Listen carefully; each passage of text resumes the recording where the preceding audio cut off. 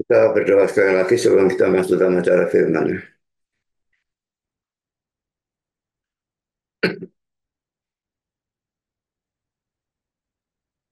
Bapa di surga, kami bersyukur bahwa dalam kewaktian ini kami kembali mendapatkan kesempatan dan kebebasan untuk membaca, mendengar, mempelajari, merenungkan sebagian firman Tuhan. Kami sekali lagi mohon supaya Engkau hadir dan memimpin, mengarahkan, memberkati acara firman, baik penyampaian maupun penerimaan.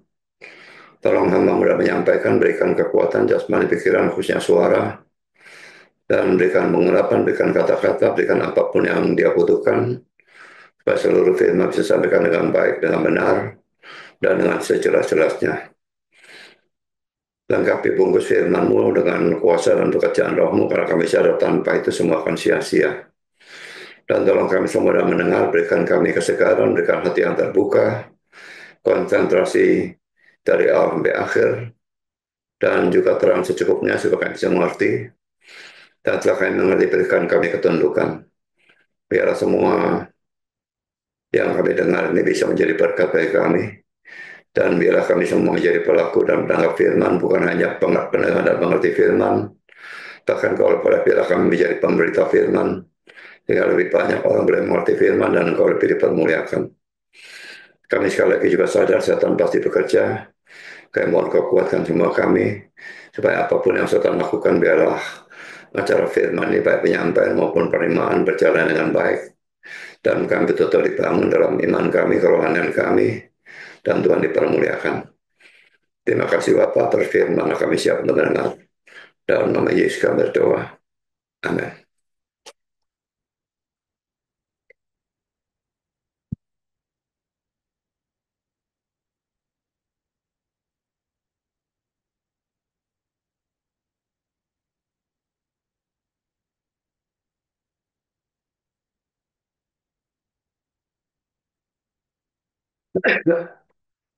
Kita membahas kisah Rasul 8 ayat 26 sampai dengan ayat 40 ya. Kita baca lebih dulu.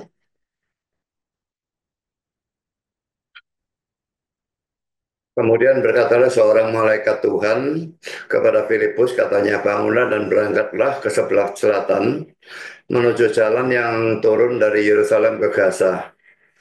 Jalan itu jalan yang sunyi. Lalu berangkatlah Filipus, adalah seorang Ethiopia, seorang sida-sida, pembesar dan kepala perbendaharaan Sri Kandake, Ratu Negeri Ethiopia, yang pergi ke Yerusalem untuk beribadah. Karena orang itu sedang dalam perjalanan pulang dan duduk dalam keretanya sambil membaca kitab Nabi Yesaya. Lalu kata Roh kepada Filipus, pergilah ke situ dan dekatilah kereta itu. Filipus segera ke situ dan mendengar sida-sida itu sedang membaca kitab Nabi Yesaya. Kata Filipus, mengertikah Tuhan apa yang Tuhan baca itu? Jawabnya, bagaimanakah aku dapat mengerti kalau tidak ada yang membimbing aku? Lalu ia meminta Filipus naik dan duduk di sampingnya. Nas yang dibacanya itu berbunyi seperti berikut. Seperti seekor domba ia dibawa ke pembantaian, dan seperti anak domba yang keluh di depan orang yang menggunting bulunya, demikianlah ia tidak membuka mulutnya. Dalam kehinaannya berlangsunglah hukumannya. Siapakah yang akan menceritakan asal-usulnya? Sebab nyawanya diambil dari bumi. Maka kata sida-sida itu kepada Filipus, aku bertanya kepadamu tentang siapakah Nabi itu? Nabi berkata demikian, tentang dia sendiri atau tentang orang lain? Maka mulai Filipus berbicara dan bertolak dari nas itu, ia memberitakan Injil Yesus kepadanya.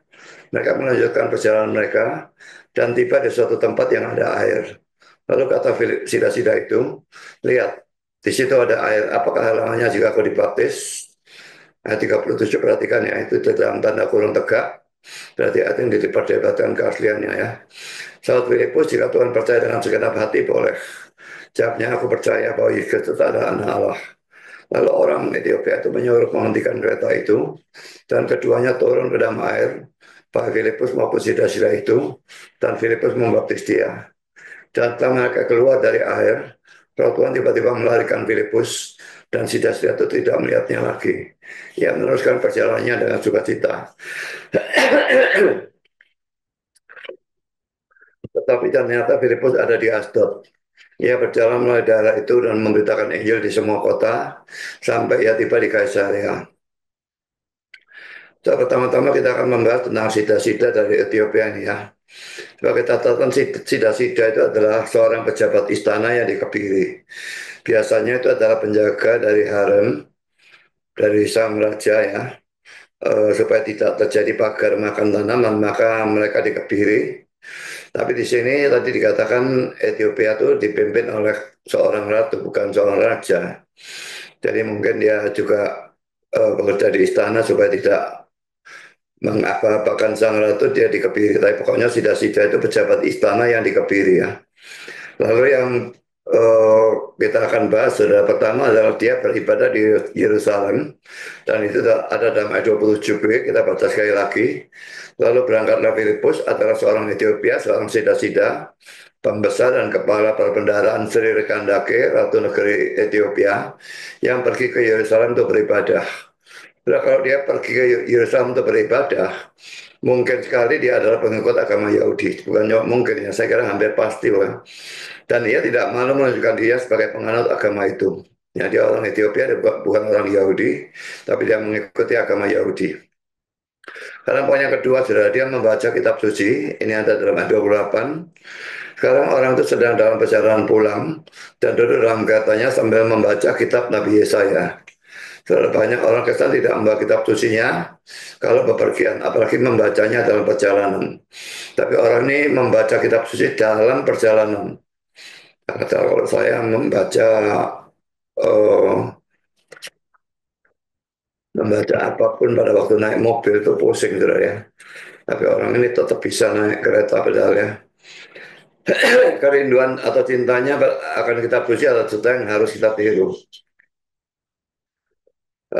Jadi saudara rajinlah bersaat teduh atau baca Alkitab. Apakah saudara saat ini di rumah atau waktu saudara bepergian atau dimanapun saudara berada, jangan lupa di dalam membaca Alkitab karena itu sesuatu yang sangat penting. Dia tidak mengerti apa yang dia baca dalam ayat 31, tapi toh dia membaca terus. Kita baca ayat 30b sampai dengan ayat 31 ya. Kata Filipus, mengertikah Tuhan apa yang Tuhan baca itu? Jawabnya, bagaimanakah aku dapat mengerti kalau tidak ada yang membimbing aku? Lalu yang meminta Filipus naik dan duduk di sampingnya. Jadi saudara, ini menunjukkan bahwa dia itu mempunyai ketekunan ya. Ada banyak orang yang berhenti membaca kitab suci dengan alasan bahwa mereka sudah membaca dan mereka tidak mengerti.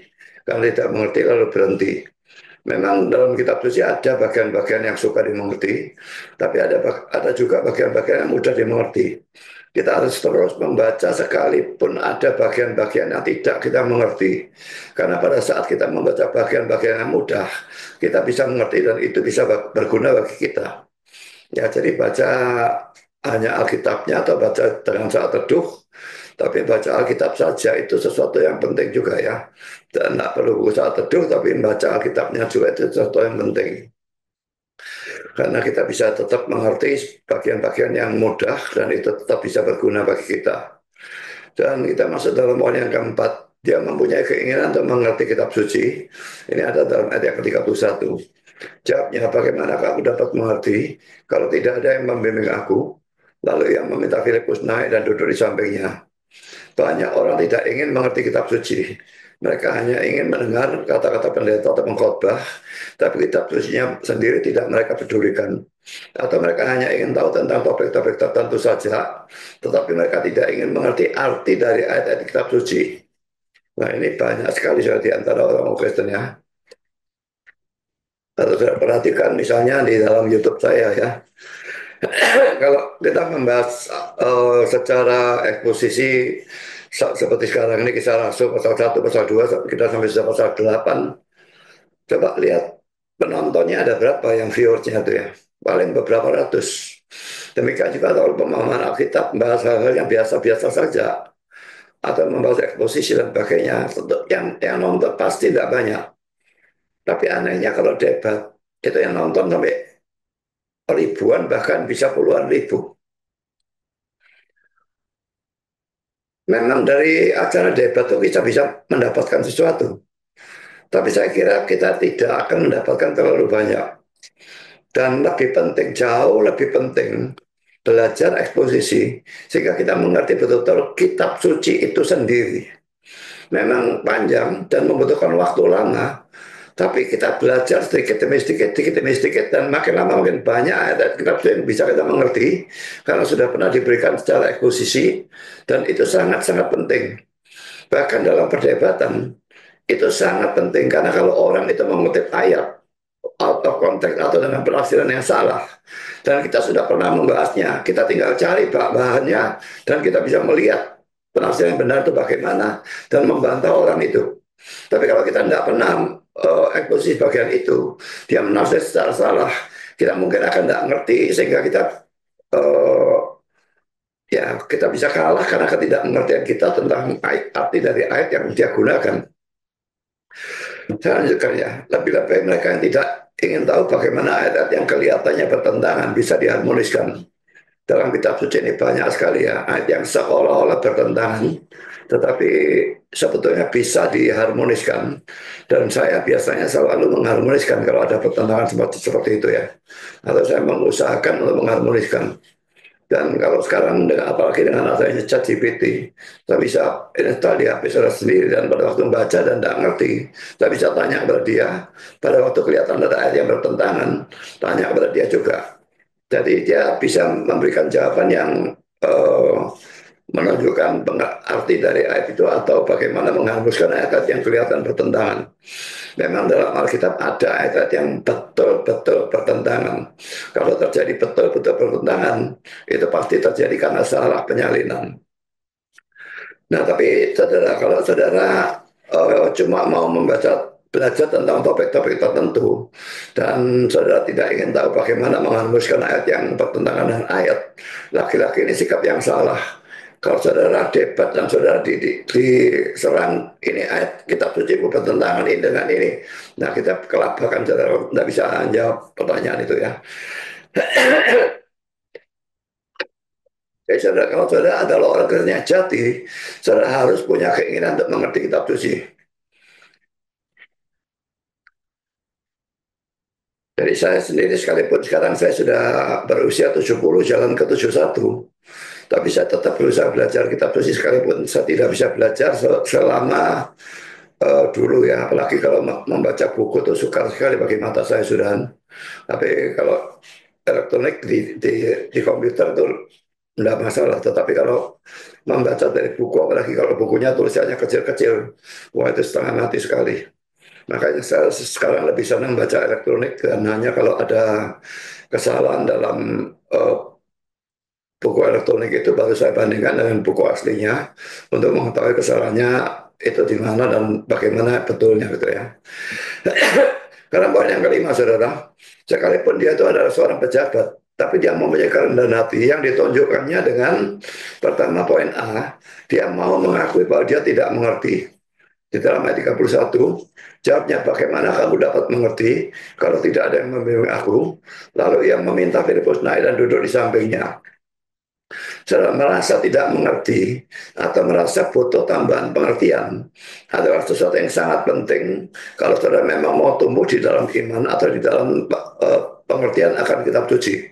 Nah, perasaan ini biasanya ada dalam diri orang Kristen yang masih baru, tapi seringkali berkurang atau hilang setelah orang itu mulai banyak mau di kitab suci. Karena bahkan dia mengira, aku sudah cukup lah, aku kan bukan pendeta, jadi tidak usah banyak-banyak. So, tidak bisa saudara seperti itu ya. Jadi begitu saudara merasa sudah mengerti atau sudah cukup mengerti sehingga saudara berhenti belajar kitab suci, bukan saja saudara tidak maju lagi dalam pengertian, ada kemungkinan sangat besar saudara akan sesat, dan itu sangat membahayakan. Ya, jadi tidak boleh berhenti selama saudara masih bisa belajar Alkitab. Apakah dengan membaca Alkitab saja atau menggunakan seperti saya menggunakan buku-buku di tafsiran dan sebagainya, maka saudara harus melakukan hal itu. Hal ini sebetulnya berlaku bukan hanya terhadap kitab suci secara keseluruhan, tetapi juga terhadap topik-topik tertentu.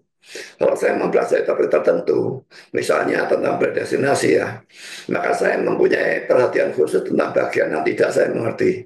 Misalnya ada serangan yang tidak bisa saya jawab. Tetapi kalau semua itu sudah beres, saya tetap mempelajarinya melalui buku-buku yang ada. Dan saya berpikir mungkin sekali masih ada hal-hal tentang predestinasi yang sama sekali belum saya ketahui. Jadi eh, Karena itu kalau saya mengajar misalnya predestinasi atau topik apapun ya, saya biasanya memberikan argumentasi sebanyak mungkin, sebanyak yang saya bisa. Dan juga kalau ada serangan, seadanya serangan saya berusaha patahkan. Jadi itu pada waktu diperdebatkan itu sudah siap ya. Sana menyerang kita bisa mematahkan, dan kita menyerang kita bisa menyerang dengan banyak sekali, dari banyak sudut, dengan banyak ayat dan sebagainya. Maka itu pentingnya belajar seperti itu ya. Jangan hanya, oh ada dasar ayat ini, ya aku percaya predestinasi. Padahal ada banyak dasar yang lain yang saudara tidak tahu. Nah ini dalam perdebatan akan merugikan sekali. Atau bukan hanya dalam perdebatan, tapi kalau saudara bisa ditanya orang tentang predestinasi, dan dia merasa tidak cukup ayat ini, nah saudara bisa memberikan lebih banyak ayat kalau saudara mengerti. Tapi kalau saudara tidak tahu ayat ini, ya saudara tidak bisa memberikan ayat itu kepada dia.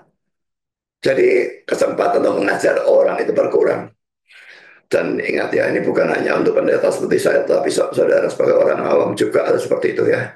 Sekarang kita masuk dalam poin B, tidak malu diajar orang lain yang bahkan dia tidak kenal sama sekali ya. Dia tidak pernah ketemu dengan Filipus ini. Kita lihat dalam ayat 31 dan 34. Jawabnya, bagaimana kau dapat mengerti kalau tidak ada yang membimbing aku? Lalu yang meminta Filipus naik dan duduk di sampingnya. Ayat 34. Maka kata sida-sida itu kepada Filipus, aku bertanya kepadamu tentang siapakah Nabi berkata demikian, tentang dia sendiri atau tentang orang lain. Kitab suci memang perlu diberi penjelasan ya. Nanti ayat ini kita akan baca ya. Dan Tuhan mempunyai anak-anak yang dia beri karunia untuk mengajar orang lain ya. Dan ini bisa kita lihat ayat-ayatnya. Karena Nehemia 8 ayat 9 ini perlu dilihat konteksnya. Saya baca mulai ayat 8 ya.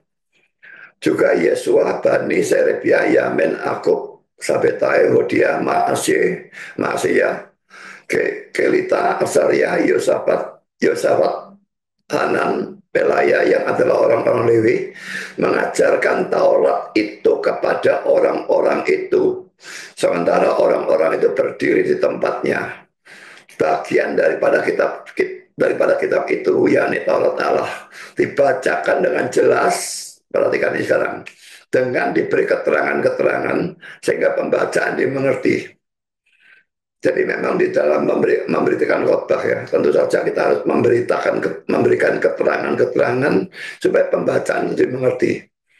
Zaman sekarang banyak sekali khotbah yang ayatnya dibacakan, tapi tidak ada penjelasan satu kata pun tidak ada dari ayat yang dibacakan tadi. Sebaliknya orangnya memberikan segala macam cerita, lelucon dan sebagainya. Itu bukan firman Tuhan.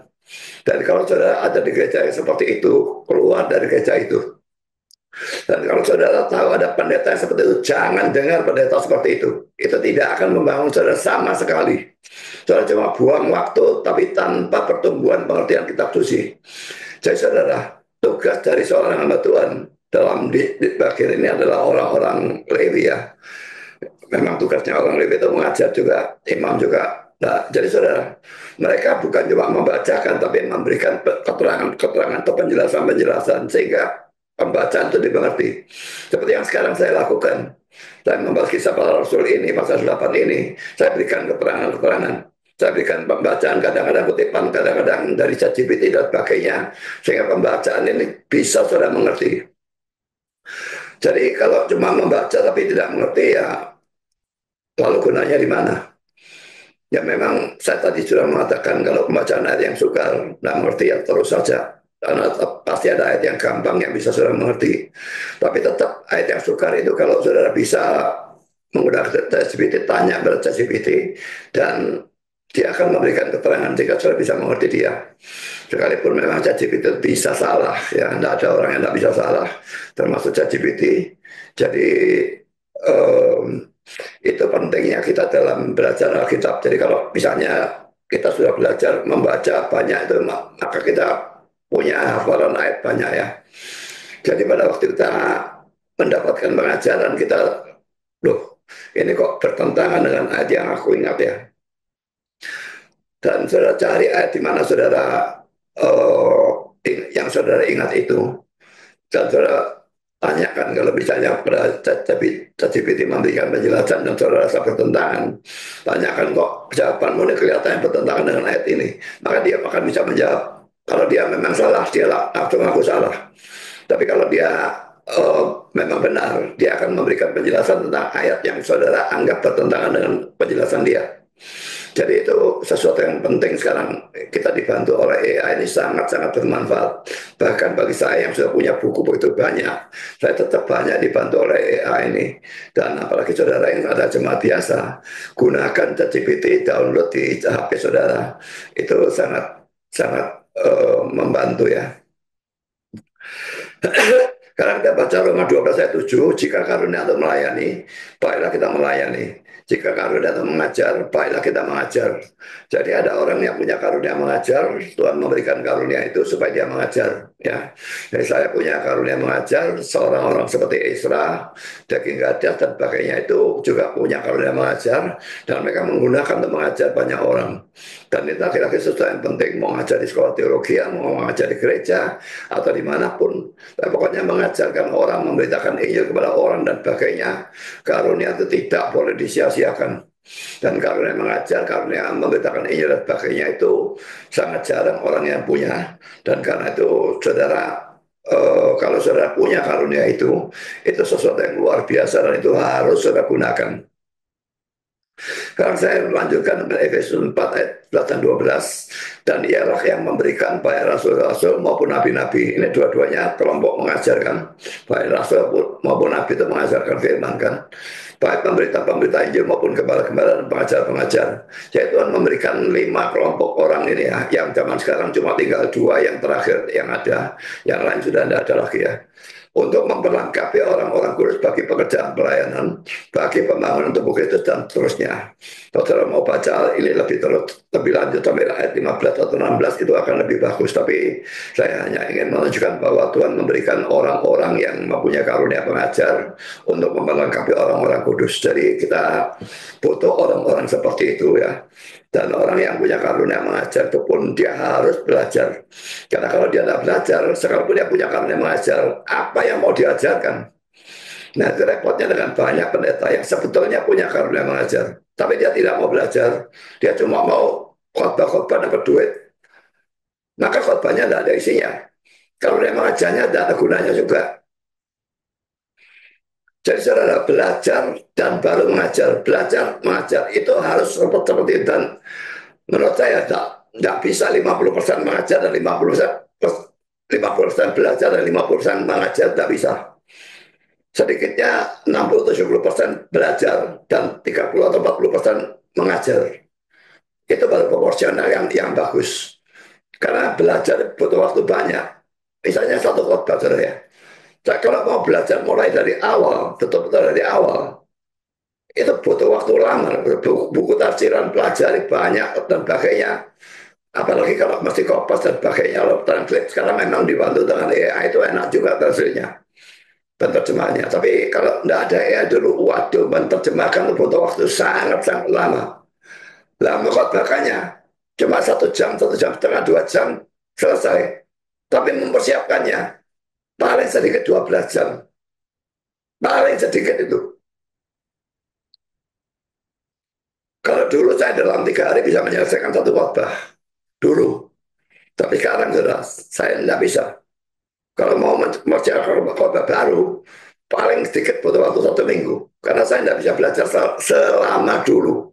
Dulu tuh bisa belajar 5-6 jam tiap hari. Sekarang belajar paling-paling 2 atau 3 jam. Kalau belajarnya berat itu paling-paling 2 jam. Kalau belajar yang ringan-ringan mungkin bisa sampai 3 jam. Ya saudara, tidak cukup kita punya karunia, kita harus belajar supaya bisa mengajar. Dan juga pengajaran kita itu betul-betul ada isinya dan menjadi berkat bagi orang lain. Orang seperti itu yang saya cari untuk menggantikan saya kalau saya mati.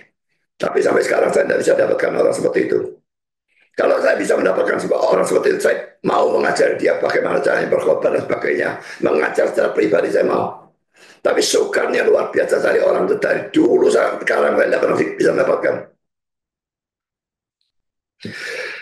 Karena itu saudara, kita pun harus mau menerima pengajaran kitab suci dari hamba Tuhan yang memang dipakai oleh Tuhan untuk mengajar kitab suci. Jangan mau diajar oleh nabi palsu ya. Nabi palsu ini mengklaim yang tidak karu-karuan seperti Philip Mantova itu nabi palsu bagi saya. Ngajar straight to hell segala macam ngomong kosong. Tapi dia berkata orang-orang tuduh dia curi domba. Bukan saya yang curi domba, dombamu curi rumput karena rumput di gerejamu bergizi dan sebagainya segala macam omong kosong. Jadi hati-hati dengan para nabi palsu ini. Mereka tidak mungkin mengaku diri sebagai nabi palsu. Mereka menyamar seperti domba dalam Matius 7 ayat 15. Sekarang kita lanjutkan dengan poin yang kedua tentang Filipus yang memberitakan Injil kepada sida-sida.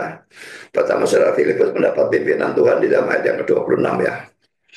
Kemudian berkatalah seorang malaikat Tuhan. Jadi Tuhan menggunakan seorang malaikat di sini ya.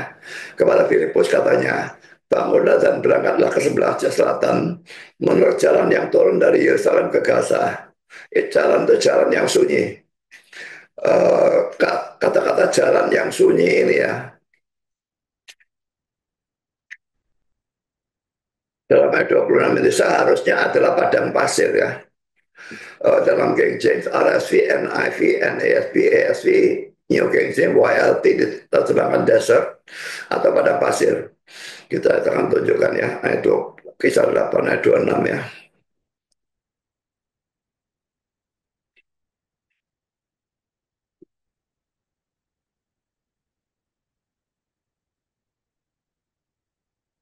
Ini jalan yang sunyi.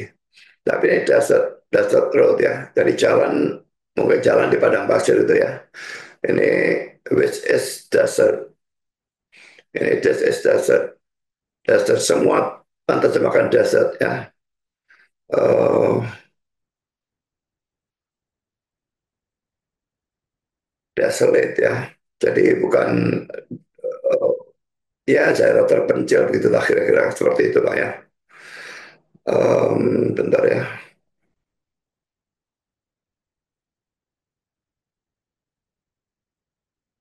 Kalau bahasa Yunani yang memang diterjemahkan desert oleh wilderness.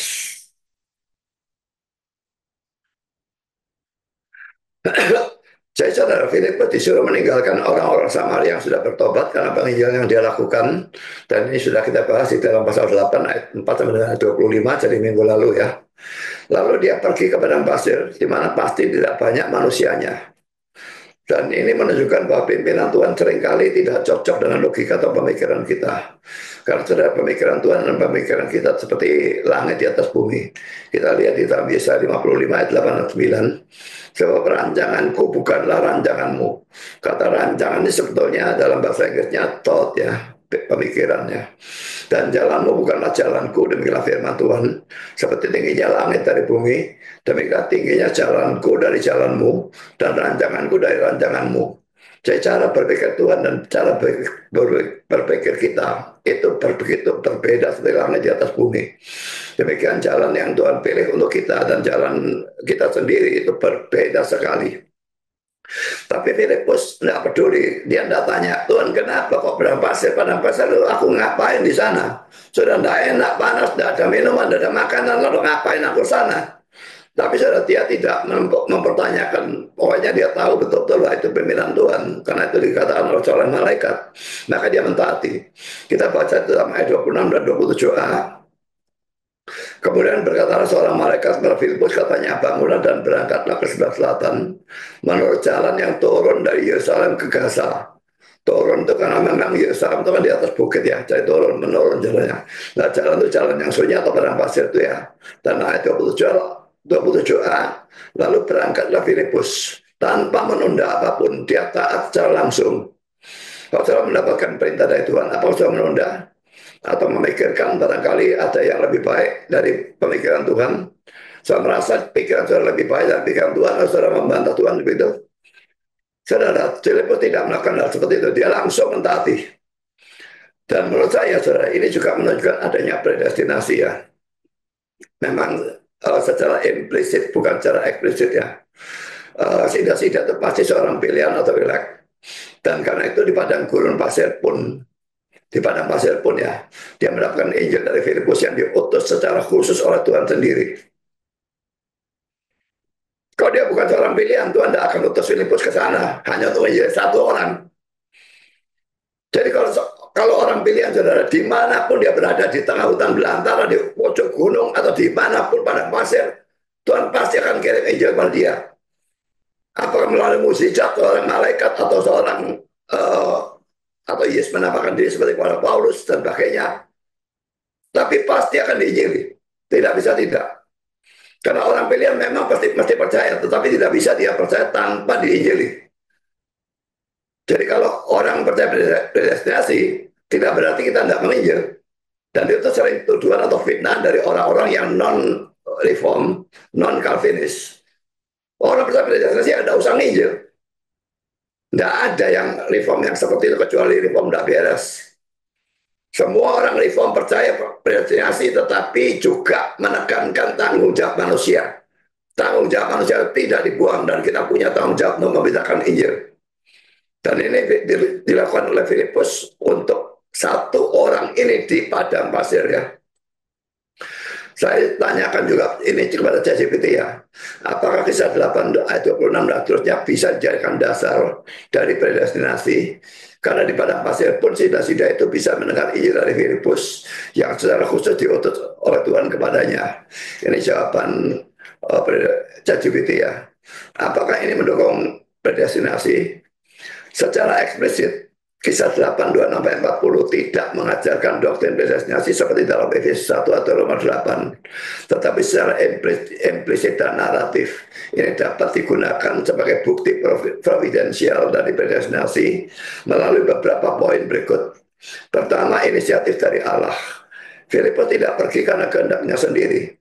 Tetapi, poin A, malaikat Tuhan menyuruh dia ke tempat yang tidak lazim, jalan sunyi atau padang pasir tadi ya, ayat 26. Lalu poin B, Roh Kudus secara spesifik menyuruh dia mendekati kereta. Ini ada dalam ayat 29. Ini mencerminkan inisiatif ilahi dalam keselamatan, bukan hasil pencarian manusia semata. Dalam teologi reform, ini sesuai dengan doktrin bahwa Allah secara aktif mencari umat pilihannya. Jadi kalau saudara sekarang menjadi Kristen, dan pada waktu pertama percaya saudara merasa saudara yang mencari Tuhan, itu sama sekali tidak benar. Tuhan mencari saudara. Dia bekerja dalam diri hati saudara sehingga saudara mau mencari dia. Yang ini tidak kelihatan, dia bekerjanya. Kita merasa kita mencari Tuhan. Tapi sebelum itu terjadi, Tuhan mencari kita dan bekerja dalam diri kita. Sehingga kita mencari dia. Bahwa sida-sida itu bisa membaca kitab Nabi Yesaya dan ingin mengerti. Itu sudah menunjukkan bahwa dia sudah dilahir baru kan. Itu saya yakin. Kalau dia belum dilahir baru kan, dia tidak akan peduli dengan kitab suci. Dia tidak akan kepingin mengerti kitab suci. Jadi orang yang sudah dilahir baru kan, makanya begitu diinjil dia cepat sekali percaya. Tapi kalau orang belum dilahir baru kan, kalau mau menginjil dia sampai mulut terbusa, dia tidak akan percaya. Saya tidak berkata bahwa kita harus milih orang yang mana lahir baru, kita tidak tahu. Jadi kita injili semua. Memang kalau terus menentang ya memang belum dilahir barukan, tapi bisa sekali tetap injili saja. Karena ini bisa dia ingat sekali waktu Tuhan melahir barukan dia. Injil yang saya beritakan sekarang bisa Tuhan gunakan nanti, tidak tahu berapa bulan atau berapa tahun setelahnya untuk mempertobatkan dia. Jadi tidak peduli dia tidak mau mendengar, membantah, mendebat atau apapun, tetap beritakan Injil pada dia. Bertobat atau tidak bertobat bukan urusan saudara. Urusan saudara memberitakan Injil. Pertobatan itu urusan Tuhan. Kalau saya lanjutkan jawaban ChatGPT ya. Poin kedua, penyusunan peristiwa secara ilahi. Sida-sida itu, poin A sedang membaca Yesaya 53, bagian paling mesianik dari PL. Poin B tidak mengerti apa yang dibacanya dan membutuhkan penjelasan. Ayat 31. Poin C menerima penjelasan Injil secara tepat pada waktunya. Ini menunjukkan tangan Allah menyusun peristiwa agar Injil diberikan kepadanya bahkan pada gurun. Ya kalau dia tadi mengatakan jalan yang sunyi itu terjemahan Indonesia, tapi sekarang di sini dia pada gurun ini dia jelas tahu bahwa terjemahan kita itu salah ya. Lalu poin yang ketiga, respon positif terhadap Injil.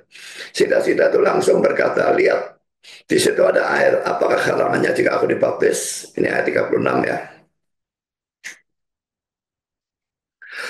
Respon ini adalah buah dari pekerjaan Roh Kudus, bukan hasil netral dari kehendak bebas manusia.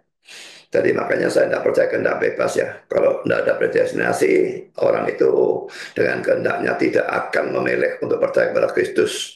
Dia akan menolak Injil, dia akan menolak apapun yang diberitakan kepada dia. Dan sudah saya lanjutkan ChatGPT ya. Ini sejalan dengan pandangan reform bahwa iman adalah anugerah. Dalam Filipi 1 ayat 28 dan Efesus 2 ayat 8. Yang Efesus 2 ayat 8 ini saya kira salah ya. Sebetulnya tidak cocok ya. Sekalipun ada orang yang memakai, tetapi saya tidak setuju dengan hal itu ya. Tapi bukan saatnya saya menjelaskan itu sekarang. Dan mereka yang ditentukan Allah akan dengan pasti datang kepada Kristus. Ya, jadi ini dia percaya predestinasi ya. Yohanes 6 ayat 37 dan 44. Poin 4, dukungan dari teolog reform. Beberapa penafsir reform memang melihat ini sebagai jaminan providensi Allah atas orang-orang pilihan. Poin A, Matthew ini menyatakan bahwa peristiwa ini menunjukkan betapa Allah mengatur segala sesuatu demi keselamatan orang pilihan. Bahkan dengan mengutus penginjil khusus kepada gurun. Poin B, John Calvin, meskipun tidak menurut tafsiran kisah para rasul secara lengkap, ini salah ya, nanti saya bantah ini. Dalam Institute sering menekankan bahwa Allah memanggil umatnya melalui sarana yang telah ditentukannya. Ini cocok dengan narasi Filipus dan Sida-sida. Ya, yang warna hijau ini salah ya. Calvin menulis tafsiran lengkap tentang kisah Rasul sebetulnya. Jadi makanya saya katakan ChatGPT bisa salah ya. Kesimpulan, ya, kisah Rasul 8:26-40 dapat dijadikan dasar implisit untuk mendukung doktrin predestinasi, khususnya dalam hal pertama, Allah menentukan siapa yang akan mendengar Injil. Kedua, Allah mengatur bagaimana dan kapan Injil diberitakan. Dan ketiga, Allah juga bekerja dalam hati untuk menghasilkan iman sebagai respons. Jadi kisah ini adalah contoh konkret dari bagaimana Allah mewujudkan keputusannya yang kekal dalam secara nyata sesuai dengan Efesus 1 ayat yang ke-11. Di dalam dia kami juga telah ditentukan menjadi ahli waris yang telah ditetapkan dari semula menurut maksud Allah yang mengerjakan segala sesuatu menurut keputusan kehendaknya. Jadi saudara, memang ini dasar implisit untuk predestinasi. Tapi kalau debat dengan orang tentang predestinasi, jangan gunakan ayat ini. Karena orang itu pasti tidak akan mau menerima ayat yang secara jelas menunjukkan predestinasi eksplisit saja bisa tolak kok, apalagi yang implisit. Jadi saudara, tapi ini hanya untuk saudara yang sudah percaya, maka saya memberikan ajaran seperti itu. Kalau saudara belum percaya predestinasi, saya tidak akan menggunakan ini untuk membuat saudara percaya predestinasi. Saya berikan pertanyaan loh, bukankah Calvin menurut tafsiran kisah Rasul secara lengkap? Ini jawaban ChatGPT ya. Lihat ya, kalau dia salah, dia mengaku salah ya. Benar, ada tepat, John Calvin memang menurut tafsiran lengkap tentang kisah para rasul. Tadi salah, saya salah menyatakan bahwa ia tidak menulisnya. Terima kasih sudah mengoreksi. Andai kata semua pendebat seperti ini hebat sekali ya. Tapi kebanyakan pendebat itu tidak fair ya. Sudah tahu kalah ya salah dan salah tetap ngeyel saja seperti kiamat tempo hari itu. Karya Calvin ini adalah bagian dari seri Commentaries on the Acts of the Apostles. Biasanya dalam 2 jilid dan mencakup seluruh 28 pasal. Tafsiran ini sangat khas Calvin, padat, pastoral, dan teologis, meskipun tidak terlalu sistematis seperti Institute. Buku tafsiran memang bukan dimaksudkan untuk dijadikan sistematis ya. Kalau sistematis teologi itu lain. Apakah Calvin mengaitkan kisah 8:26-40 dengan predestinasi? Calvin tidak menyatakan doktrin predestinasi secara eksplisit dalam tafsirnya atas bagian ini, tapi ia menekankan kuatnya penyelenggaraan ilahi. Kenapa dia pakai kata penyelenggaraan ini saya tidak ngerti ya. Providentia Dei ya, jadi maksudnya providence of God ya. Tidak tahu ini kenapa, tidak ngerti saya menggunakan kata penyelenggaraan. Dalam percaya Filipus dan Sida-sida, berikut adalah kutipan dan rangkuman ide utamanya dari tafsiran Calvin atas kisah 8:26-27. Saya terjemahkan bebas dari bahasa Latin ke Inggris ya. Eh, Lalu diberikan terjemahnya ke Indonesia ya. Jelas bahwa perjalanan Filipus ini bukanlah sesuatu yang terjadi secara kebetulan, tetapi bahwa Tuhan dengan keputusan rahasia dan kehendaknya yang baik mengatur segala sesuatu dengan tujuan supaya Injil dapat dibawa pada sida-sida Ethiopia ini. Ini adalah bahasa khas Calvin tentang predestinasi dan providence. Meskipun ia tidak menyebut istilah predestinasi secara eksplisit di bagian ini, ia melihat tangan Allah secara aktif mengatur semua peristiwa demi keselamatan orang ini. Sebagai kesimpulan, anda benar bahwa Calvin menafsirkan secara lengkap dan ya, dalam kisah 8:26 dan seterusnya Calvin menunjukkan providensia ilahi yang mengarahkan Filipus pada sida-sida, sebuah gambaran naratif dari cara Allah bekerja secara efektif dalam keselamatan orang pilihan. Ini memang selaras dengan doktrin predestinasi, meskipun tidak dijabarkan secara doktrinal eksplisit di bagian ini. Sekarang saya lanjutkan dengan pelajaran kita ya. Tuhan memberikan pimpinan lagi. Kalau tadi melalui seorang malaikat, sekarang Roh Kudus bekerja berbicara kepada Filipus secara langsung ya. Ayat 29. Lalu kata Roh kepada Filipus, pergilah ke situ dan dekatilah kereta itu. Ketaatan Filipus dalam ayat 26 menyebabkan Tuhan mau memberikan pimpinan lagi. Memang kalau kita mau taat ya, Tuhan akan memimpin terus atau memimpin lagi.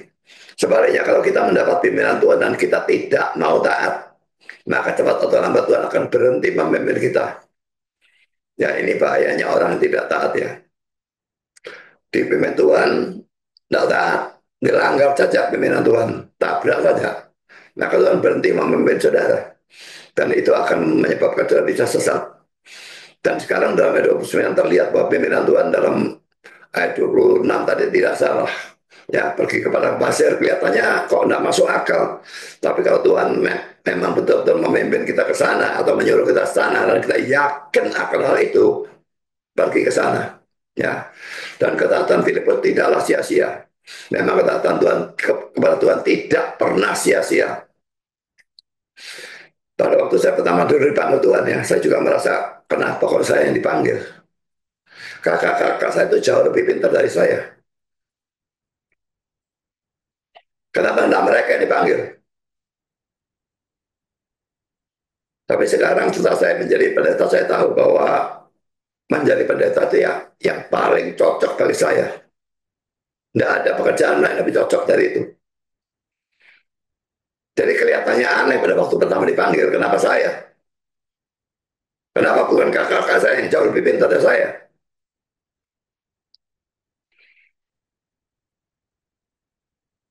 Tapi nanti akan terlihat dengan jelas bahwa kalau Tuhan memang memimpin, itu pasti benar. Tidak mungkin dia memimpin secara salah.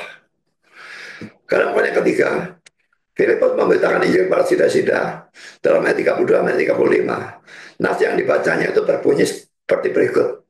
Seperti ekor domba ia dibawa ke pembantaian. Dan seperti anak domba yang kalau di depan orang yang menggunting bulunya, demikianlah ia tidak membuka mulutnya. Dalam kehinaannya berlangsunglah hukumannya. Siapakah yang akan menceritakan asal-usulnya? Sebab nyawanya diambil dari bumi. Maka kata sila-sila itu kepada Filipus, aku bertanya kepadamu tentang siapakah Nabi berkata demikian, tentang dia sendiri atau tentang orang lain. Maka mulai Filipus berbicara dan bertolak dari nas itu yang memberitakan Injil Yesus kepadanya. Ayat 32 dan 33 adalah kutipan dari Yesaya 53 ayat 7b dan 8a versi Septuaginta atau Perjanjian Lama yang sudah diterjemahkan ke bahasa Yunani ya. Jadi tidak selalu Alkitab itu Perjanjian Baru mengutip dari Perjanjian Lama versi Ibrani, sekalipun bahasa aslinya bahasa Ibrani ya, kecuali beberapa bagian dari dalam kitab Daniel dan kitab Israel itu ada yang bahasa aslinya bahasa Aramaik ya. Tetapi mayoritas kan bahasa Ibrani. Tidak selalu mengutip dari PL bahasa Ibrani. Seringkali dalam Perjanjian Baru yang dikutip adalah Septuaginta atau PL yang sudah diterjemahkan dari Ibrani ke Yunani. Nah, perhatikan bahwa ada perbedaan menyolok antara versi Ibrani dan versi Yunani. Ya, saya bacakan ayat 32 dan 33 sekali lagi ya. 32b. Seperti seekor domba yang dibawa ke pemantaian dan seperti anak domba yang keluh di depan orang yang menggunting bulunya, ia tidak membuka mulutnya. Perhatikan tiga-tiganya. Dalam kehinaannya berlangsunglah hukumannya. Siapakah yang akan menceritakan asal-usulnya? Sebab nyawanya diambil dari bumi. Ini teks yang dalam Kisah Rasul 8 ya. Kalau kita lihat di Yesaya 53-nya, ayat 7b dan 8a. Seperti anak domba yang dibawa ke pembantaian, seperti itu domba yang keluh di depan orang-orang yang menguntik bulunya, ia tidak membuka mulutnya. Nah sekarang ya perhatikan warna merah ini merupakan kutipan dari yang warna biru di atas ya. Dari maaf terbalik Kisah 833 yang warna biru itu merupakan kutipan dari Yesaya 53 ayat 8b yang warna merah di bawah ini. Tapi saya perhatikan sama atau tidak? Ini dalam kehinaannya berlangsunglah hukumannya. Ini apa? Sesudah penahanan dan pengukuhan ia terambil dan tentang nasibnya siapa yang memikirkannya. Ini asal usulnya menceritakan ini nasibnya. Sungguh ia terputus dari negeri orang-orang hidup. Ya, nyawanya diambil dari bumi dan terputus dari negeri orang hidup memang sama artinya, tapi kan kata perkata beda kan. Jadi mengapa ini berbeda? Karena ini mengutip dari Septuaginta. Kalau dia mengutip dari bahasa Ibrani maka mestinya akan sama dengan yang di sini. Tapi dia tidak mengutip dari bahasa Ibrani, tapi dari Septuaginta, maka bisa ada perbedaan seperti itu ya. Sekarang juga Sida-Sida itu bertanya pada Filipus, aku bertanya kepadamu tentang siapa Nabi berkata demikian, tentang dirinya sendiri atau tentang orang lain, ayat 34. Sebetulnya pada waktu menjawab pertanyaan itu, Filipus bisa saja, pertama poin A, hanya menjelaskan pertanyaan itu.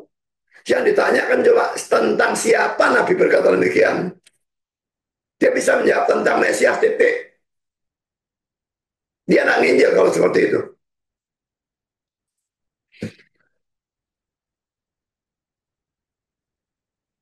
Jadi bisa saja dia berkata, oh Nabi itu berkata demikian tentang dia sendiri. Oh Nabi itu berkata demikian tentang Yesus atau Mesias. Itu nak nginjil. Tapi poin B sudah menjelaskan bahwa kata-kata dari Septuaginta itu berbeda dengan teks asli atau bisa juga kalau dia mau. Kamu tanya ini dari Septuaginta ini, kamu mesti baca yang bahasa Ibrani. Laki-laki nak nginjil, saudara.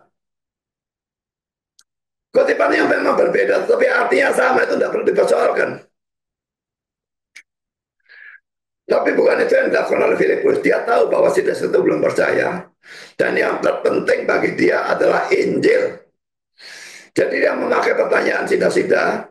Dan Yesaya 53, 7, dan 8 itu hanya sebagai batu loncatan untuk memberitakan Injil kepadanya. Ayat 35, maka mulailah Filipus berbicara. Dan bertolak dari nas itu yang memberitakan Injil Yesus kepadanya. Perhatikan, tidak dikatakan bahwa dia mengatakan Nabi itu berkata tentang Mesias atau apapun. Tapi dikatakan dia memberitakan Injil. Mungkin dia menjawab tentang Mesias, tapi tidak dituliskan di sini. Karena itu tidak penting. Yang penting yang ditekankan adalah dia memberitakan Injil. Ini cocok kalau kita ditanyai oleh orang yang belum percaya. Baik dia itu orang Kristen KTP atau dia itu kafir total. Jangan asal menjawab. Berusaha untuk memberitakan Injil. Saya berikan contoh ya. Kalau saudara berbicara dengan orang yang belum percaya tentang buku Wahyu Tuhan Yesus tentang neraka, yang menceritakan ada orang yang dibawa ke neraka, itu akan banyak sekali orang cerita seperti itu. Tapi ini saya kira buku pertama yang tentang hal itu ya. Saya tidak perlu memperdebatkan apakah buku itu wahyu palsu atau asli atau apapun. Itu tidak ada gunanya untuk orang yang tidak percaya itu. Saya bisa memakai pembicaraan tentang neraka dalam buku itu sebagai batu loncatan untuk memberitakan Injil. Tapi jangan menyatakan persetujuan saudara tentang buku itu, karena buku itu jelas omong kosong. Karena buku itu mengatakan ada setan menyiksa orang di neraka. Itu bertentangan dengan kitab suci. Pertama, setan belum masuk neraka. Kedua, kalau setan masuk neraka, dia dihukum, dia disiksa, bukan menyiksa. Siapa yang akan dia jadi al-Qudus Tuhan? Jadi hati-hati dengan orang bilang pergi ke neraka dan melihat setan menyiksa orang. Itu pasti omong kosong. Kedua, kalau ada orang yang belum percaya tentang Allah Tritunggal, dan dia tanya tentang Allah Tritunggal, maka tidak perlu saudara, tidak ada gunanya jelaskan kepada orang yang belum percaya tentang Allah Tritunggal. Yang perlu bagi dia adalah Injil dan bukan Allah Tritunggal. Kalau Injil sudah mengerti, lain-lain sudah mengerti, baru doktrin yang sukar itu diajarkan. Kepada seorang bayi saja kita tidak bisa beli makanan keras, apalagi kepada orang yang belum percaya. Jadi saudara bisa menjawab sebagai berikut. Allah Tritunggal itu begini. Bapa itu Allah, Anak itu juga adalah Allah.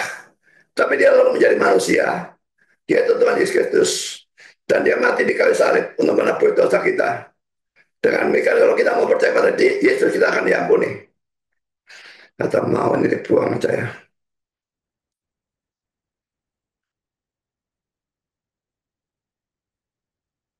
Dengan demikian saudara memang tidak menjawab pertanyaan sepenuhnya.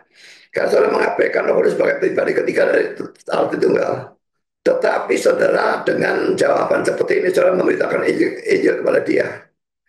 Pikirkan apa gunanya doktrin Allah Tritunggal bagi orang yang belum percaya. Pertama, dia tidak mungkin bisa mengerti. Saya sudah sangat banyak menjelaskan Tritunggal ataupun kristologi kepada orang-orang Muslim di dalam TikTok dan sebagainya. Dan tidak pernah ada gunanya, so mereka tidak bakal bisa ngerti.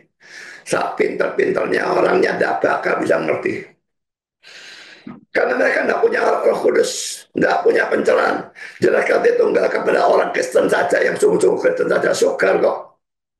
Menjelaskan kepada orang tidak percaya lagi. Itu bukan sukar, mustahil.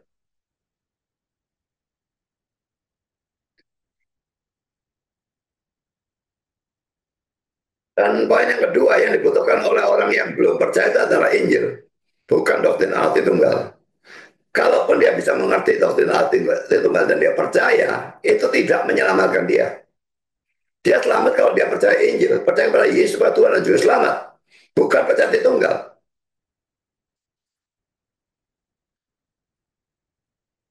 Sekarang saya lanjutkan poin yang ketiga, baptisan tahap sida-sida. Pertama saudara sida-sida itu minta dibaptis dalam ayat 36. Mereka melanjutkan perjalanan mereka dan tiba di suatu tempat yang ada air. Lalu kata sida-sida itu, lihat di situ ada air. Apakah halamannya jika aku dibaptis? Poin A, saya perhatikan bahwa bukan Filipus yang mendesak dia untuk dibaptis ya. Ada banyak orang yang senang mendesak orang lain untuk dibaptis. Sikap ini menunjukkan kurangnya pengertian tentang baptisan, iman, dan keselamatan. Kalau baptisan itu ya, andai kata baptisan itu memang bisa menyelamatkan, maka tentu kita harus mendorong seadanya orang untuk dibaptis. Tetapi karena yang menyelamatkannya, yang menyebabkan seorang itu selamat itu adalah imannya pada Kristus, maka kita hanya perlu memberitakan Injil. Kalau dia menerima penginjilan itu, baru kita menjelaskan mengapa dia harus dibaptis. Tapi kita tidak perlu mendesak dia untuk dibaptis. Kalau dia betul-betul percaya, dia akan mau dibaptis sendiri sekalipun tidak didesak. Ini terjadi pada sida-sida itu. Tidak ada yang mendesak dia, tidak ada yang menyuruh dia. Dia mau sendiri dibaptis. Dan itu terjadi pada diri saya juga. Saya dulunya tidak mau dibaptis. Nanti dibaptis jadi anggota gereja. Kalau saya tidak datang ke gereja, saya dibesuk, saya tidak senang. Tapi pada waktu saya percaya, tidak ada satu orang pun menyuruh saya dibaptis. Saya mau sendiri, saya ikut katekisasi di gereja saya dan saya dibaptis.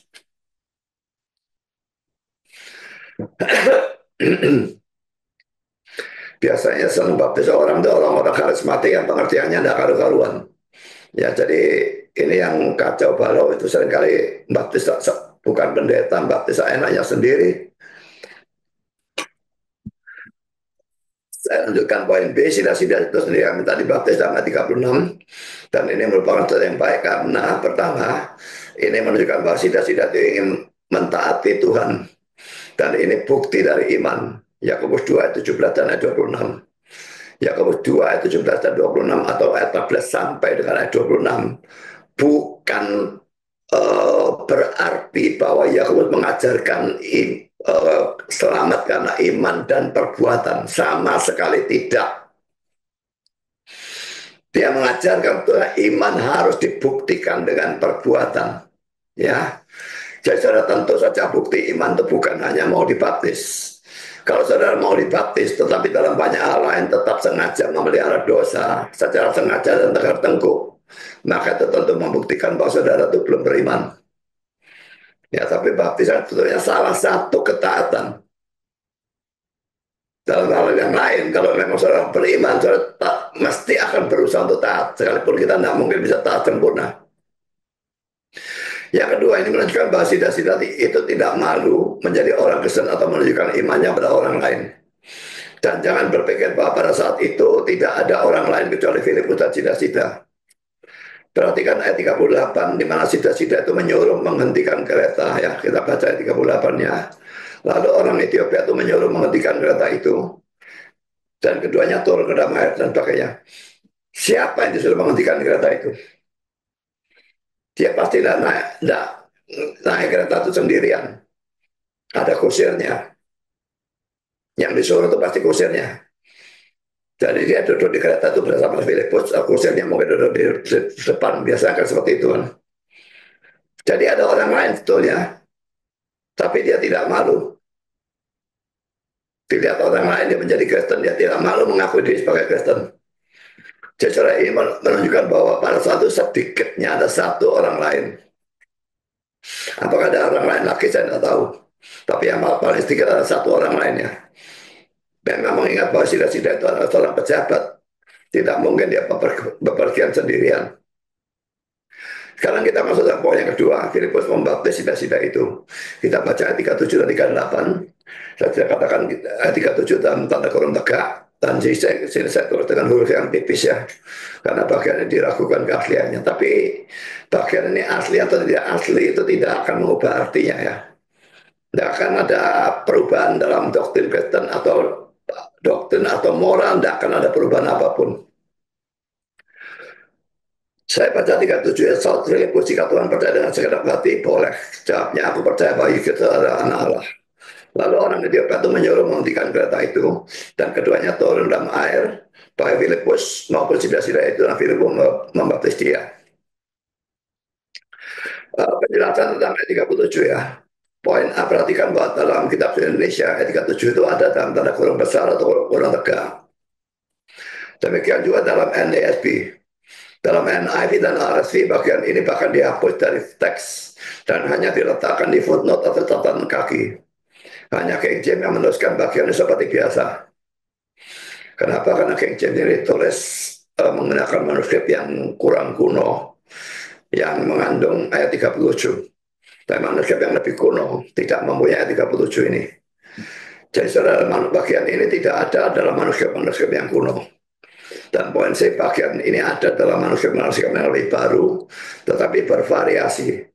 Jadi bunyi ayatnya itu berbeda antara manuskrip yang satu dan manuskrip yang lain. Kalau harus disimpulkan bahwa ayat 37 itu tidak ada dalam manuskrip asli atau autograf. Jadi tidak ada jawaban dari Filipus yang itu di sini.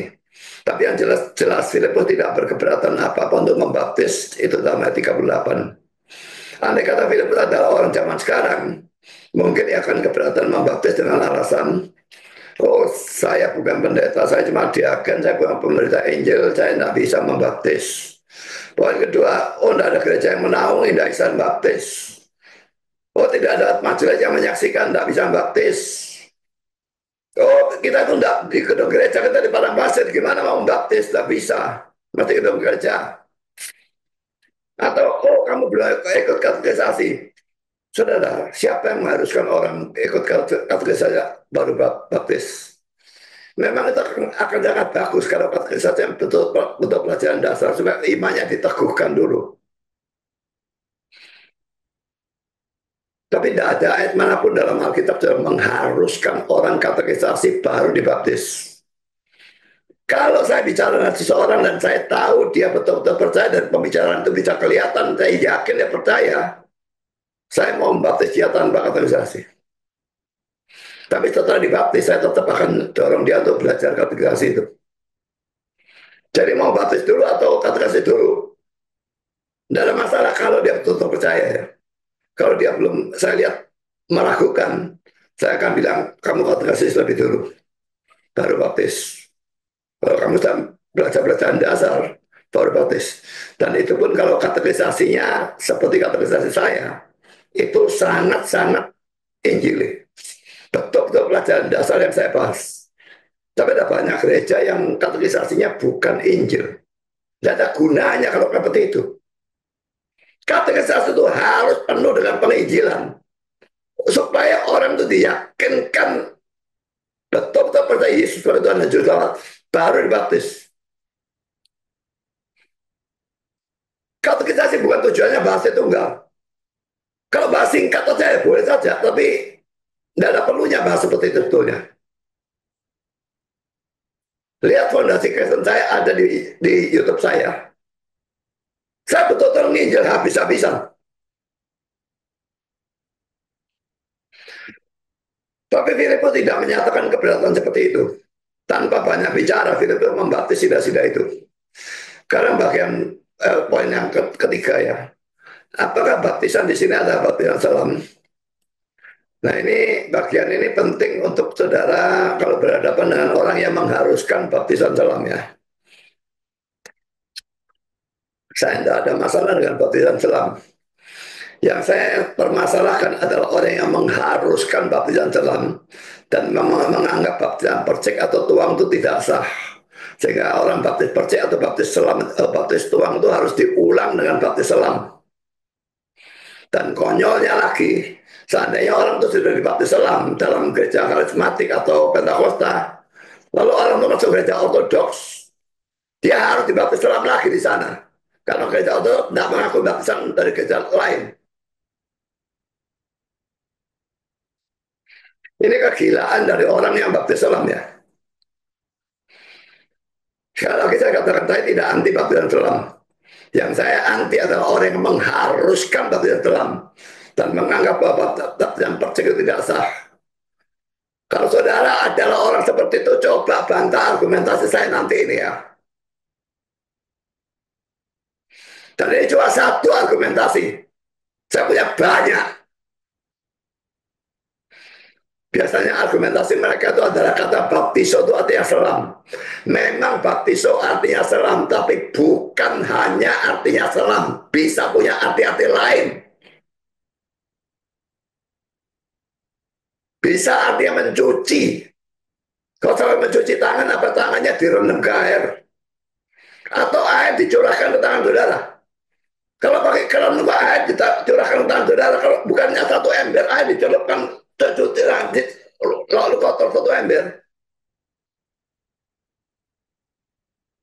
Kalau saudara mandi juga air dicurahkan ke saudara, bukannya saudara masuk ke bak mandi kan? Nah, tapi yang di sini secara khusus saudara ya, saya yakin mutlak bahwa dalam baptisan yang satu ini pasti ini bukan baptisan selam. Dan alasan saya sangat-sangat kuat. Kita lihat pertama saudara poin A ya. Kata-kata ada air dalam ayat 20, ayat 36 ya. Kata-kata ada air ini dalam bahasa Yunani adalah tihudur. Hudur artinya air. Sedangkan ti bisa berarti a certain atau tertentu seperti dalam King James. Atau some itu sedikit. Kalau bagian diartikan some water, sedikit air. Jelas pada air yang cuma sedikit sehingga tidak memungkinkan baptisan selam. Dan ini memang pasti benar, Charles ini mengatakan demikian ya. Ia sedang bepergian melalui bagian padang pasir dari negara itu menuju Gaza. Tadi kan sudah padang pasir ya. Saya pikir padang pasir lalu ada sumur. Lalu ada kolam yang cukup dalam atau sungai yang cukup dalam untuk merendam orang dewasa. Tidak bakal ada, saudara. Kalau ada, bukan padang pasir namanya. Dia sedang bepergian melalui bagian padang pasir dan negara itu menuju Gaza. Ketika Filipus bergabung dengannya. Dan ketika mereka melanjutkan perjalanan mereka,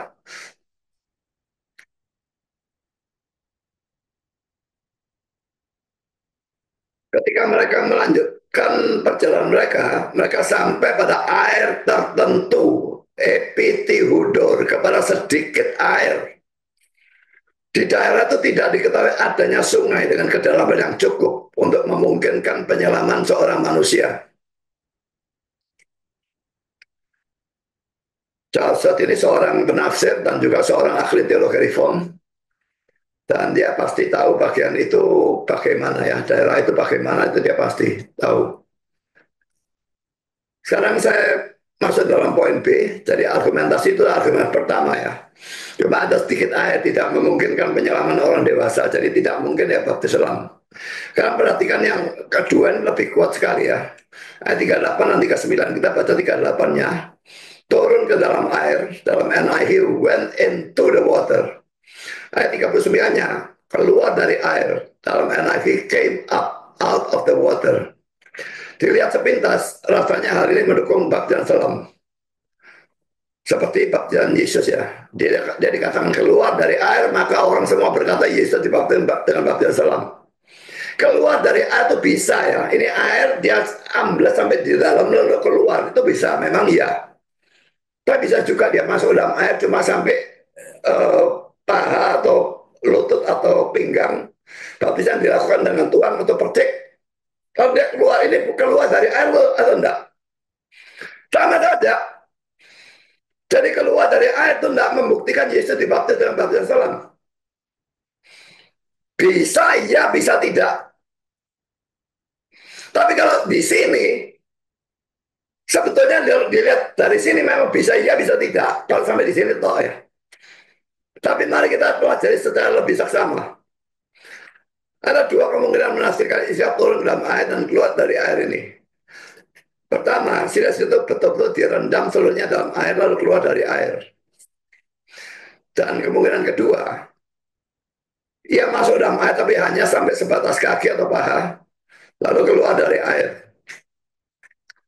Orang yang pro baptisan selam tentu senang dengan kemungkinan yang pertama.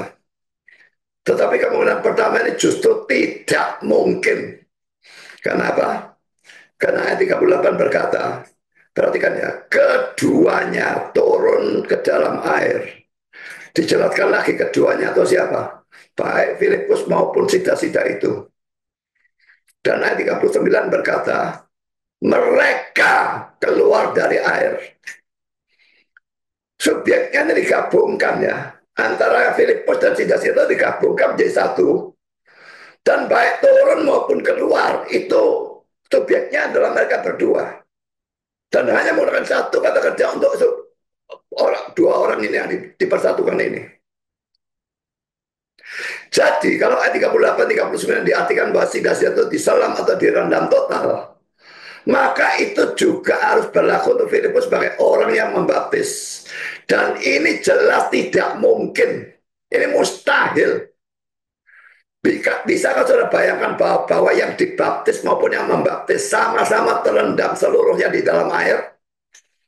Kalau saudara bisa membayangkan, saudara tidak waras, saudara perlu masuk rumah sakit jiwa. Karena saudara, dalam kasus ini yang benar, pasti adalah kemenangan yang kedua. Mereka berdua masuk ke dalam air, tapi hanya merendam mereka sebatas betis atau paha, pokoknya ada seluruhnya ya. Dan Filipus lalu membaptis dengan baptisan tuang atau percik, dan lalu mereka berdua keluar dari air. Yang mengharuskan baptisan selam, suruh mereka bantah argumentasi ini, kalau bisa. Dan ingat ya, kalau mereka mengharuskan baptisan selam, saya hanya butuh satu peristiwa di mana pasti bukan selam, dan argumentasi dia gugur. Kalau baptisan selam itu diharuskan oleh Alkitab, seluruh baptisan yang ada dalam Alkitab pasti harus selam. Tapi saya punya banyak bukti, bukan satu peristiwa ini saja. Ada banyak peristiwa di mana tidak mungkin baptisan selam dilakukan. Belum lagi argumentasi-argumentasi yang lain. Karena tak ada omong kosong kalau baptisan itu harus selam. Jadi sebagai kesimpulan, Filipus tidak membaptis sida-sida itu dengan baptisan selam. Mungkin dari seluruh kitab suci bagian ini adalah bagian yang paling menyolok dan paling kuat untuk menunjukkan bahwa baptisan tidak harus dilakukan dengan penyelaman. Karena kalau saudara baptis percik, Jangan mau diulang. Kalau gereja yang sudah masuk itu mengharuskan, tidak usah masuk gereja itu. Jadi saudara, jangan percaya omongan banyak orang bodoh yang berkata bahwa baptisan selam adalah satu-satunya baptisan yang sah. Ini omongan orang yang tidak pernah belajar. Ini omongan orang goblok. Saya tidak peduli dia karismatik atau Pentakosta atau orang gereja atau udah goblok semua kalau mengharuskan selam.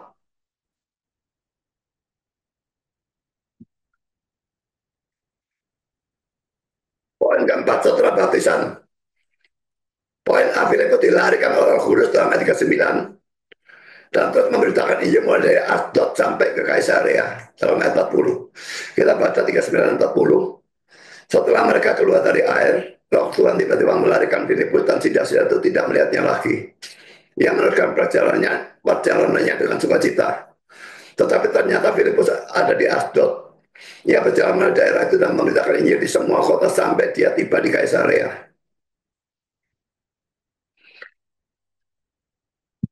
Saudara, pertama ingin saya bahas ya. Filipus dilarikan oleh Tuhan ke Asdod. Ayat 39 sampai 40a. Dan dikatakan sida-sida itu tidak melihatnya lagi. Saya tanya pada ChatGPT ya. Pertanyaan dalam kisah 839, Filipus dilarikan oleh Tuhan. Apakah ini suatu mukjizat? Ini jawaban ChatGPT. Iya, betul. Apa yang terjadi pada Filipus dalam kisah 8 ayat 39-40 adalah suatu mukjizat supranatural. Berikut ringkasan dan alasannya. Ayatnya saya kira tidak usah saya baca, saya sudah baca tadi ya. Apa yang terjadi? Pertama setelah Filipus membaptis sida-sida itu, Roh Tuhan menjemput dalam arti mengangkat atau memindahkan dia secara tiba-tiba ke Asdod. Asdod itu juga disebut dengan istilah Azotus ya. Coba kita lihat kisah 8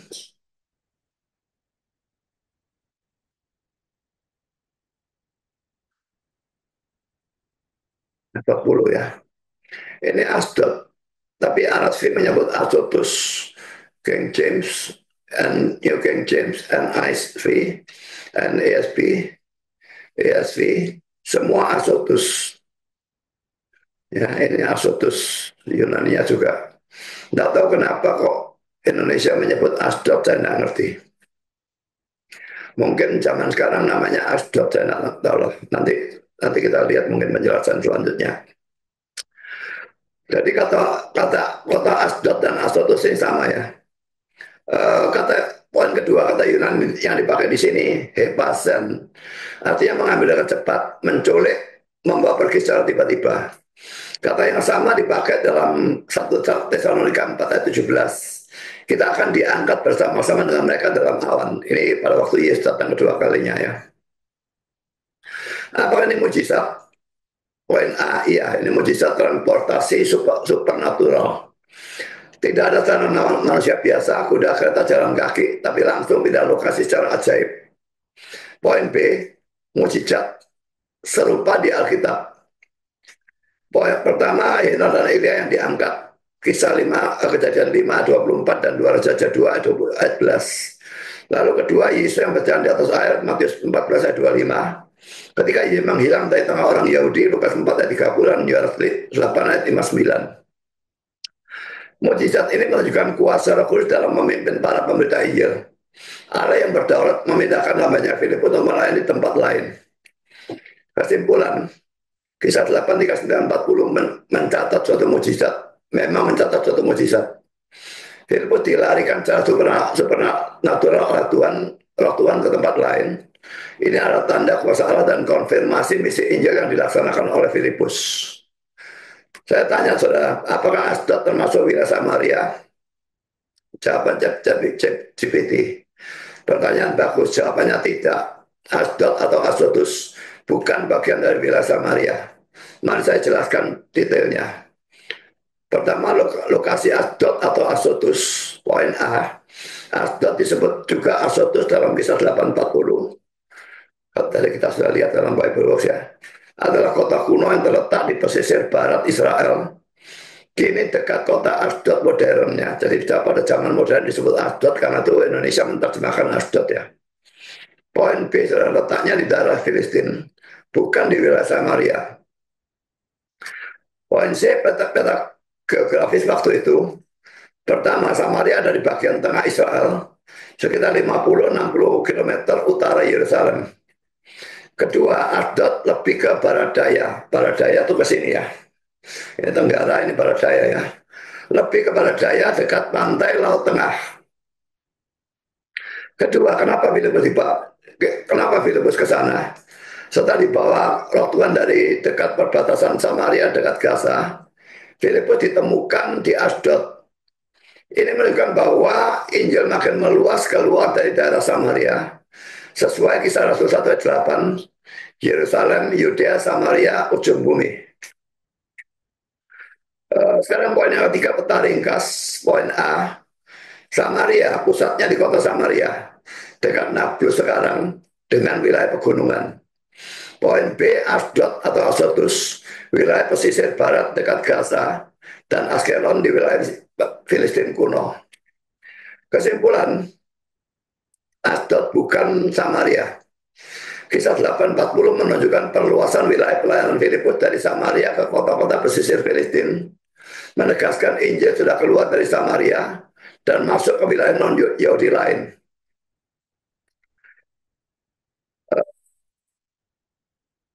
Filipus memberitakan Injil di semua kota sampai dia tiba di Kaisarea dalam ayat yang ke-40 ya.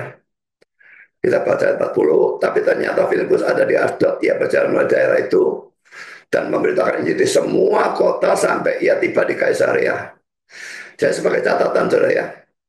Jadi Filipus memberitakan Injil di Samaria tadi ya, dalam awal dari kisah Rasul 8, dan itu di utara Yerusalem. Lalu dia pergi ke jalan sunyi antara Yerusalem dengan Gaza.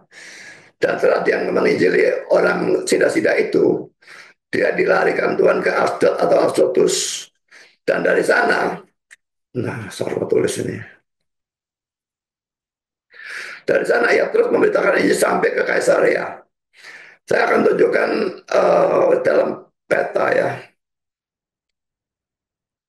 Saya tadi di Samaria itu di sini ya. Lalu dari Samaria itu dia disuruh pergi ke jalanan antara Yerusalem dan Gaza.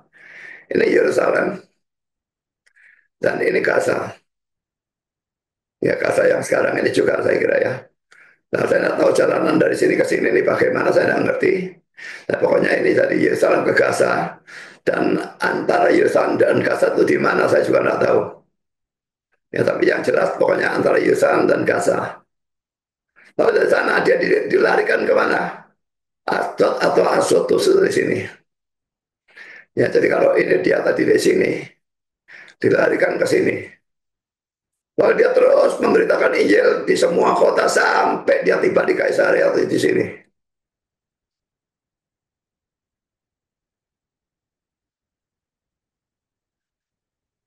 Tidak heran saudara, dalam kisah Rasul 21 ayat 8, Filipus disebut pemberita Injil. Maukah saudara memberitakan Injil seperti Filipus? Mari kita lihat kisah 21 ayat 8. Pada keesokan harinya kami berangkat dari situ dan tiba di Kaisarea. Kami masuk ke rumah Filipus pemberita Injil itu, yaitu satu dari ketujuh orang yang dipilih di Yerusalem, dan kami tinggal di rumahnya. Jadi kelihatannya kenapa dia menginjil sampai ke Kaisarea, dia pulang ke rumahnya nih. Tapi di tengah perjalanan terus dari Asdod atau Asutus itu sampai ke Kaisarea, dia bukan cuma pulang ke rumah langsung gitu, tapi dia menginjil di setiap kota antara Asdod sampai Kaisarea, di mana tempat dia tinggal. Sekarang poin B, saudara. Sida-sida itu tadi melanjutkan perjalanan dengan sukacita, yang dalam ayat 39. Dan setelah mereka keluar dari air, roh Tuhan tiba-tiba melarikan Filipus, dan sida-sida itu tidak melihatnya lagi. Ia meneruskan perjalanannya dengan sukacita. Karena memang orang yang percaya kepada Kristus memang akan mendapatkan sukacita dan damai sejahtera. Itu yang paling saya rasakan ya. Kalau sebelum saya beriman tuh sering ada kekosongan dalam hati. Ya rasanya kayak ada pisau mengiris-iris yang saya pada waktu itu tidak ngerti apa itu. Tapi pada waktu saya percaya pada Kristus, saya mendapatkan damai dan perasaan kosong dan pisau mengiris-iris itu tidak pernah ada lagi sampai sekarang. Kisah 16 ayat ke 34. Jadi menunjukkan bahwa orang percaya akan mendapatkan sukacita ya. Dalam kisah 16 ayat 34, lalu ia membawa mereka ke rumahnya, ini kepala penjara tuh ya, dan menghidangkan makanan kepada mereka. Dan ia sangat bergembira. Ya, gembira dan sukacita sama saja ya.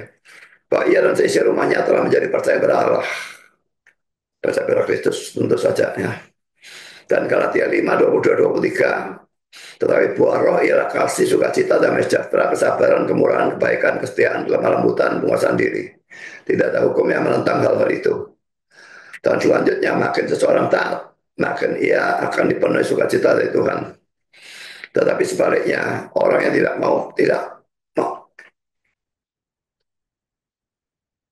percaya kepada Kristus dan terus berbuat dosa tidak akan pernah mendapatkan sukacita maupun damai. Jadi kalau orang yang di luar Kristus itu percaya bahwa mereka ada damai, bagi saya itu omong kosong. Kalau mereka betul-betul ada damai, kitab suci kita itu salah. Yang bisa mendapatkan betul sukacita yang sejati dan damai yang sejati, itu pasti hanya orang yang percaya pada Kristus sebagai Tuhan dan Juru Selamat. Sukacita lahiriah itu tidak termasuk, saudara ya. Kalau saudara tahu-tahu dikasih orang 1 miliar, saudara akan bersuka cita. Tapi itu saudara sukacita yang bersifat lahiriah dan sementara.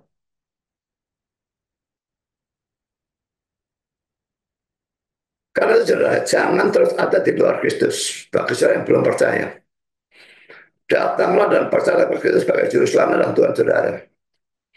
Dan sama seperti cita-cita itu, saudara pasti akan mendapatkan sukacita dan juga damai dan sebagainya. Wah, roh dalam Galatia 5 ayat 22 dan 23 itu. Tuhan memberkati saudara. Amin.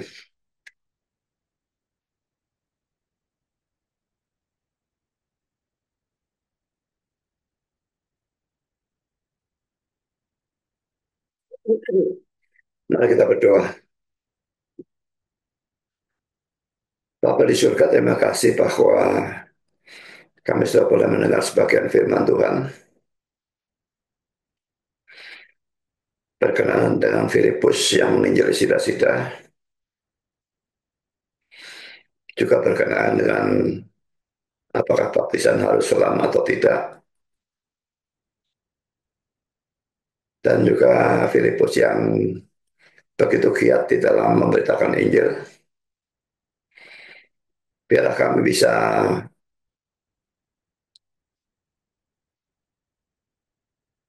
meniru atau meneladani hal-hal yang baik, baik dalam sida-sida itu maupun dalam diri Filipus. Dan juga biarlah kami bisa mengingat argumentasi tentang baptisan tidak harus diselam itu, sehingga kami tidak tertipu oleh ajaran orang-orang yang salah yang mengharuskan baptisan selam. Tolong kami selalu memberitakan Injil seperti Filipus,